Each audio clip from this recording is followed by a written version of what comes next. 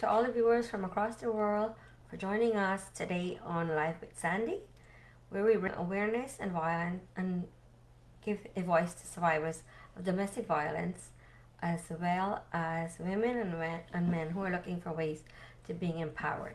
I'm just going to check my camera. I'm not sure if it's working. And I'm having a very bad hair day today. So, there we go. Hi, my name is Sandy Mack and I'm a certified life and health coach. In my coaching, I practice and I coach clients on ways to become empowered after living with abuse, trauma, illness, health, or life setbacks. I also coach on living a healthy lifestyle after being diagnosed with diabetes, celiac, or hypothyroidism. Please inbox me if you would like to get some more information on this, or you can check out my website at sandymac.com if you're interested in being coached in any of these areas.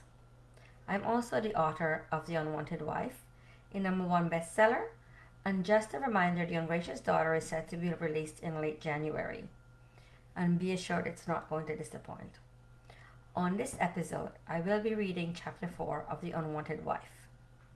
But before we do that, let's talk a bit about abuse. And I hope that my voice is not too raspy. I still have not gotten back my voice after being sick for so long. I'm still having a rough time with speaking with my normal voice. So I'm going to cut on and off a little because that's how I'm sounding. And that's one of the reasons why I canceled last week, because I still don't have a good voice to be able to speak and project what I want to say without cutting out sometimes. So before we go into chapter 4, I'd like to talk a little bit about abuse.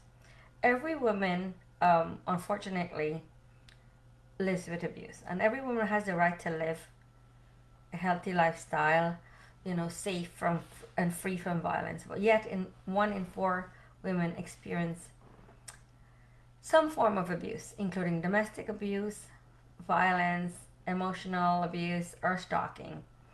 And unfortunately, it happens more often than we talk about, and more often than we would like it to happen. Most women also, well, not that we would like it to happen, we don't want it to happen, but it happens more often than it should, and then it's discussed about, or it's talked about. And a lot of women don't bring it forward or don't speak about it, but many women do experience abuse in many ways, from physical violence, sexual abuse, financial abuse, sexual harassment, and unfortunately human trafficking. Whatever form it takes, abuse against women have serious long-term physical and emotional effects. If you've experienced violence or abuse in any form, you can get help. And sometimes we don't know if we're being abused or not, so you should ask yourself, am I being abused? Signs of abuse may include partner or family member keeping track of everything that you do, where you go, and who you're with. And for the young kids who are listening or hearing what I'm saying, keeping track of kids is a parent's job, so that's not abuse. A partner being jealous or controlling or angry, demeaning or putting you down, humiliating you in front of others. Sorry, I'm really having a hard time to speak today. Physically hurting or threatening to hurt you or your loved ones. Like some women are in a relationship with a partner, may not be your kid's father, and if that's threatening your loved one, that is abuse as well. Forcing you to have sex or other intimate activities when you say no. What can you do if you're being abused? Well, your safety is your utmost concern, and if you're in any immediate danger, you should call 911. If you're not in immediate danger, consider options like getting medical care. If you're injured, go to a local hospital, emergency room, or urgent care. Call a helpline for free anonymous help. call one of the hotlines that I will put at the end of this session, or you can also call local domestic violence shelters. Make a safety plan before you leave. If you don't have to leave an abusive relationship right away, it's best to make a safety plan with a safe place to go and a list of important documents and medicines to take with you if you need to leave. Save any kind of evidence of abuse. Keep evidence of abuse such as pictures, your injuries, or threatening emails or texts. We're in a place where your abuser can't have access to it. Talk to someone that you trust. This might be a supportive family member, a friend, a co-worker, or a spiritual leader. And look for ways to get emotional help as well, like a support group or a mental health professional. Consider getting a restraining order.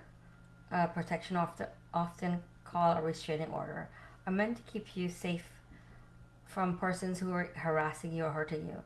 The police can arrest a person who violates a restraining order and charge them with a crime. But if you don't have a restraining order, the police can't do that. What should I do if I've been abused? You can ask yourself these questions. If you can get away from the person who assaulted you and get into a safe place as fast as you can. Don't wash your body. Don't wash or brush or even any parts of your body, including your teeth. You might wash away important evidence, and don't change your clothes if possible. Don't touch or change anything at the scene of the assault. That way, the local police will have physical evidence from the person who assaulted you. And I've learned this from my past experience that I would shower or I would change my clothes, and then I would call the police, and the police would come and I didn't have any evidence. So try and keep as much evidence as you can. Get medical care, call 911 or go to your nearest hospital or emergency. The doctors and nurse there can help you with medicines that prevent sexually transmitted disease if you were sexually assaulted. If you're in an unhealthy relationship, focus all your energy on trying to get out of that. And you might ask yourself, what are unhealthy relationships? You're in an unhealthy relationship if you focus all your energy on your partner, or you drop your friends or family or the activities that you enjoy. If you're feeling pressured or controlled by the person. If you have more bad times than good times in a relationship. If you're often feeling sad or scared when the person is around you. If you know that this person does not support you and what you do in life or what you want in life. If you do not feel comfortable being yourself or making your own decisions. If you cannot speak honestly to work out conflicts in a relationship. Or if you cannot talk about your needs or changes that you want to make in your life that are important. So those are all things that are in an abusive relationship. So I'm going to begin now by reading the chapters. Just give me one moment.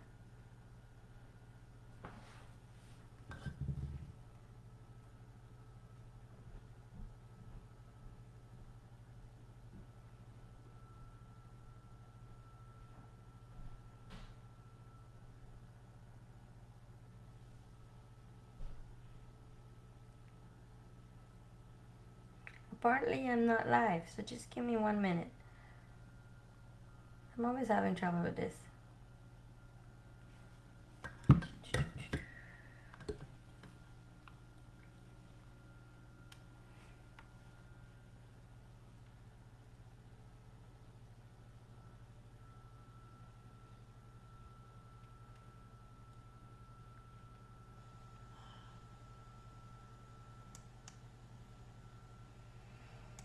Okay, here we go.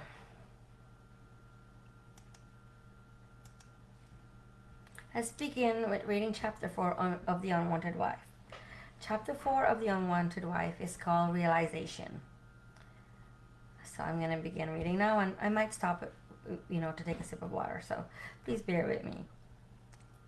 Kyle's work brought new meaning to Maya's life. She put all her Hogwarts things behind her. She was the happiest that she has ever been. She had a newfound purpose to protect this child with her life. Maya looked down at his tiny little fingers and toes. His eyes were dark. He was so beautiful. She held him in her arms, and the more she looked at him, the more she fell in love with him. It was a love that was so overwhelming, but in the best possible way. Maya couldn't understand the constant smile Kyle brought to her face, but she learned to appreciate that the feeling would allow her to be happy again, to live in the moment and enjoy the simple things in her life. She couldn't honestly think that she would love him more. Maya remembered her grandmother's words and thought, she must be so happy to have a great-grandson finally. It was time for Kyle to get a Hindu name. Hindu names rely on Vedic astrology to arrive at the name of the child. This is called Nam Sanskara, or Namaskar Sanskara, the naming ceremony of a newborn. It is traditionally believed that a boy's name should have letters in even numbers, 2, 4, 6, or 8, and the girls should consist of odd numbers like 3, 5, 7, 9, but 11 is considered the most promising length for both genders.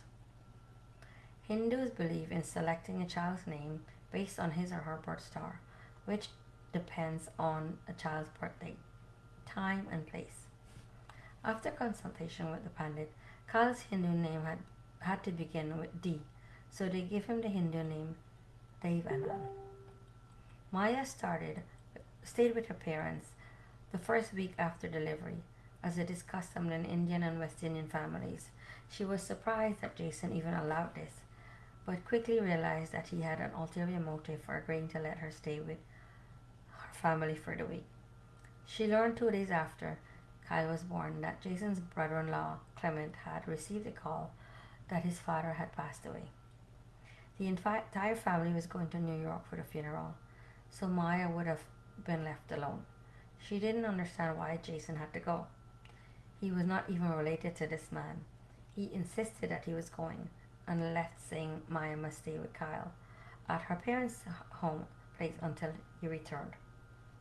Maya was happy about this. She felt she needed her mother anyway. As Pramika said at the hospital, she did not know how to bathe the baby, feed the baby, or even change the diaper.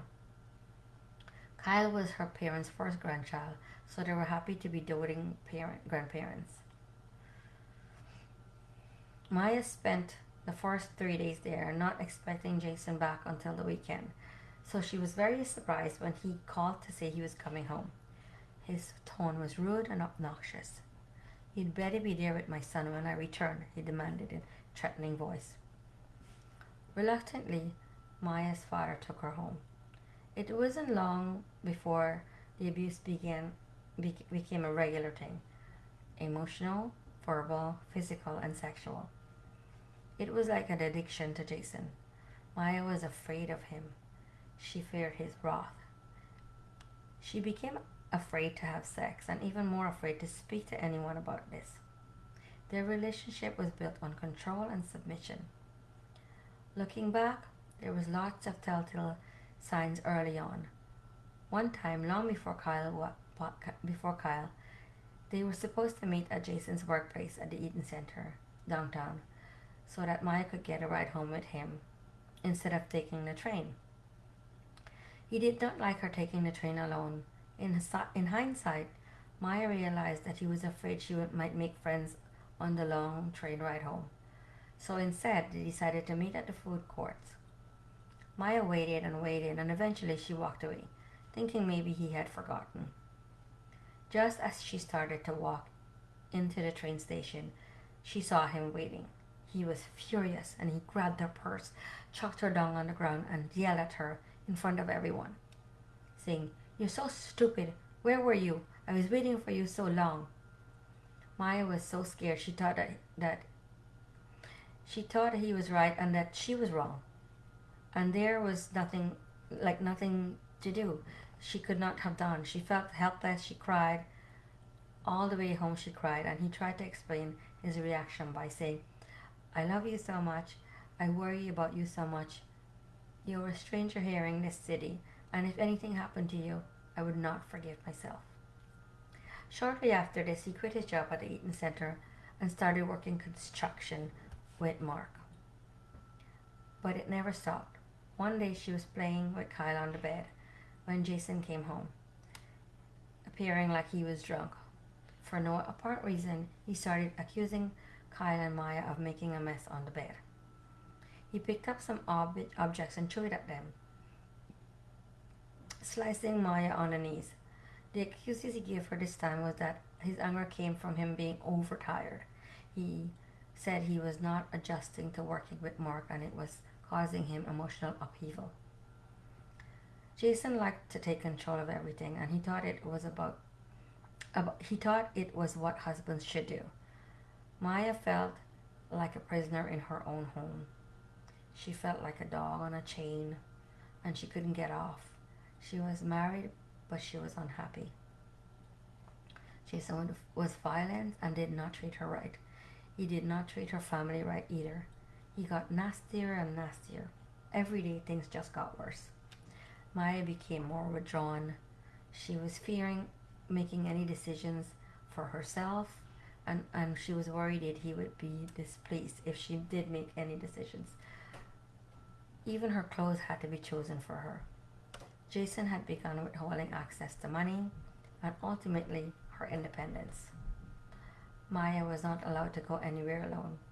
It was either him, his parents, or his sisters that had to accompany her. When he spoke to her, it was with contempt, resentment, and belittlement. Maya was afraid if she left, she would not have financial security. She feared staying too. She wondered how many couples who had great value and financial assets was willing to overlook their dissatisfaction in their marriage to maintain their lifestyle. But Maya couldn't care about her financial status. She was more concerned about her social status, for her parents, and for her in-laws. Divorce changes everything.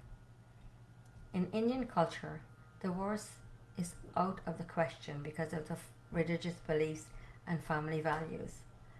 Both families believe that kids are better off with both parents together. Kyle was 10 years old when Maya Kyle was 10 months old when Maya finally decided it was enough. She had called the police so many times to the house, but they were all in vain. Maya did not have any witnesses, as Jason's family were still all living with them. They would all deny it every time, and because she had no physical marks, the police never believed Maya. Jason was clever with his attacks. He never hit her where she would bruise. His attacks on her was on her stomach. He would throw her on the floor and kick her until she passed out. Sometimes he would grab her by her neck and choke her until she could barely breathe. Other times he would continuously punch her in the stomach. To this day, Maya has an upper broken left rib, but at the time she did not know that it was broken. Maya went to see a lawyer unknowing to Jason, of course. A colleague from work had recommended him. She sat down with the lawyer and told him her whole heartbreaking story, and his words cut her like a knife. Either you stay and learn to live with it, or you get out now. But there is no way you will ever be rid of him because there is a child involved, he said somberly. Maya realized she had no case, as there still hasn't been an arrest. She became more and more afraid that Jason would do to her, fearing that he was having her followed. But finally, after another fight, she snuck out and sought advice from the police, disguising herself with a wig and sunglasses as not to be recognized. She said to the police officer, "I have a friend whose husband has been beating her up." She was covering her face with her scarf. What can she do without getting him arrested? "She can come in and make a statement or a report," he answered, looking at her as if he knew she was talking about herself. "And what would you do?" she asked. "Well, we will arrest him. And then he gets out on bail until it goes to trial," she asked. "Well, only if there's enough evidence," he offered. "Sometimes these things never goes to trial. So if he gets arrested and then bails himself out, he's free to do whatever he pleases," she retorted. "If she pisses him off by getting him arrested, there is no protecting her if he comes after her." "Well, she could get a restraining order," he answered, noticing how upset she was becoming. "What is that? A piece of paper to throw at him when he attacks her again? What about the kid?" she almost shouted. "There's a kid? Sorry, ma'am, but this is for family court to deal with," he answered quietly. She walked away before he finished. Maya knew she needed to do something. She couldn't live like this anymore. Either she runs far away or she stays and deals with it. But she knows deep in her heart that there is no running. Jason would find her. She had no money and she had nowhere to go. Jason was always genuinely civil to her after his bouts of anger. One time it was close to Valentine's Day and he mentioned that it would be nice if they went away. She was not going to agree to this at first. In fact, she blatantly refused. But after a few days, she thought it would be nice to go out of the house. She told him that she would go. "Nope, you lost your chance. I offered and you said no. Plans change," he said mockingly. Maya did not mention it again. However, they did go out for Valentine's dinner with his family as usual and had Valentine's sex after that night for the first time in a very long time.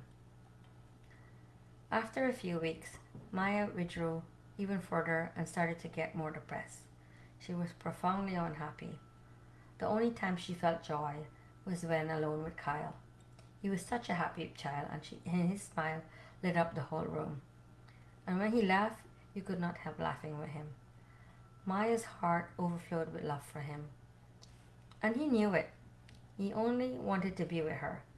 This, however, was not always possible, as Jason's parents, for some reason, did not think she could handle taking care of him, and they were constantly interfering. Jason's father was always trying to tell her how she should do this or how she should not do that. He wanted to take Kyle off the bottle. She wanted to take Kyle off the bottle as soon as he can hold a cup, which was exceedingly early as he had developed motor skills at a very early age. By 10 months, he was talking and walking. Kayla was always against the thought of the baby eating solid food and giving up his bottle. "My Jason sucked my breast until he was 6 years old, and look how healthy she is," she used to say. "Yes, and that's why he's so overweight and sick in the head," she wanted to reply, but she never did. She had too much respect for Kayla, and Maya knew that Kayla didn't know any better. That was how she was raised, and that is how she raised her own children. Sometimes Maya felt sorry for Kayla. All her life, from such a young age, she was oppressed by Sal. Not long after Maya realized that she was pregnant again. It came as a surprise, as she could not recall how and when she got pregnant. But after some thought, she realized it must have been Valentine's Day sex. Things appeared to be getting better and back to normal with her and Jason, and he was gentle and kind to her whenever she was sick in the mornings. Jason stopped abusing her both physically and emotionally, and even sometimes stopped to hug her when she was cooking. Although it was an awkward and self-conscious feeling, she was beginning to trust him again. They even started visiting her parents' home on some weekends once more. One time, Maya and Jason even spent an entire day with her parents and her sisters and their families. It was so beautiful, and everyone enjoyed playing and fussing over Kyle. Jason did not nag her to leave early. They went home around 9 that night, and as they pulled up on the driveway, Kyle insisted that Maya carry him into the house. Maya had been trying not to lift him too much as he was heavy, and it was not good for the baby. He was pleading though, and so she agreed. As she was carrying him up the pathway, she suddenly slipped on a stone. Her feet gave way under her and she fell. She tried to save Kyle from hitting the ground, and in turn landed on her side with a thud. She felt a sharp pain rip through her whole body and she let out a scream. Kyle must have sensed her fear as he too let out a cry, and even though he was not hurt at all. Jason quickly grabbed him and helped her to her feet. They went inside and did not even mention to anyone that she had fallen. Jason took care of Kyle as she took a shower and relaxed. After Maya put Kyle to bed, she went downstairs to join the others. They were playing cards and wanted another player. She did not like playing cards and didn't even know much about it anyway. She agreed to play after much coaching from Jason's nephews, whom she got along great with. They were always on her side